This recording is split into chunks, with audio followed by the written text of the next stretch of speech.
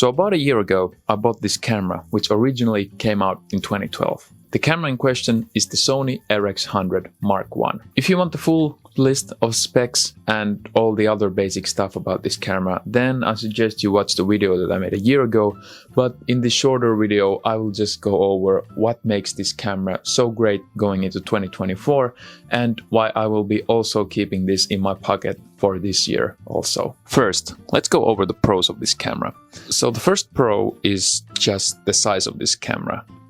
It's perfect just to carry around, and it's probably the main reason why I've had it in my pocket for the last year. And the whole thing is pretty much made out of metal, which means that even though I've had it pretty haphazardly in my pockets, in my bags and everything else, it has kept in great condition for the year I've carried it around.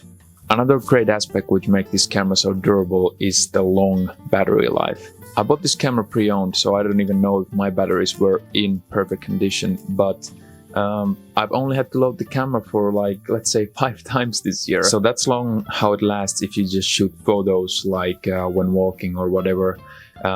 I've shot some video with this, but that doesn't even seem to budge the battery that much either. So that makes this camera great to just have it in your bag or whatever if you just take photos very occasionally and don't have to worry about loading your camera every time you're gonna use it. But that's it for the camera itself. So let's go over to the photos. My favorite thing about the Sony RX100 is that it brings this film-like quality to photos. So it doesn't have this precision and the clinical aspect that a smartphone camera has. Another great thing I like about the camera is how it functions in bright sunlight. It kinda has this natural chromatic aberration to the photos, which also kinda emulates a film-like quality.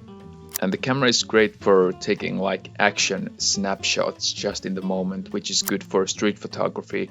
And it has very functionable burst modes, or even the single photo mode is very accurate. I think the quality is pretty good even though when using the optical zoom in its full, but if you crop the pictures afterwards, then you can start noticing a bit of a loss in quality and in the detail. I think the little pop-up flash of the camera is a really fun little thing to utilize and have fun with when taking photos. And regarding the video, well, they can be a bit rough around the edges.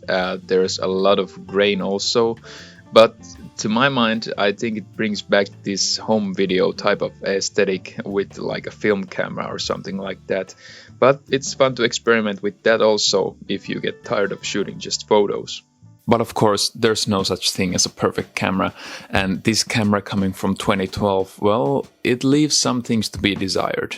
One thing that bugs me is the performance in low light. One example is if the ISO goes over 800, it can turn textures like the ground, sand, water or whatever into this grainy mess. Another thing, if you're using this camera for street photography, it takes a while to open. I've missed some shots just for the reason that the camera has been closed. This is kind of on me because, you know, you should have your camera on at all times. But yeah, there is my year in review or recap with this little camera.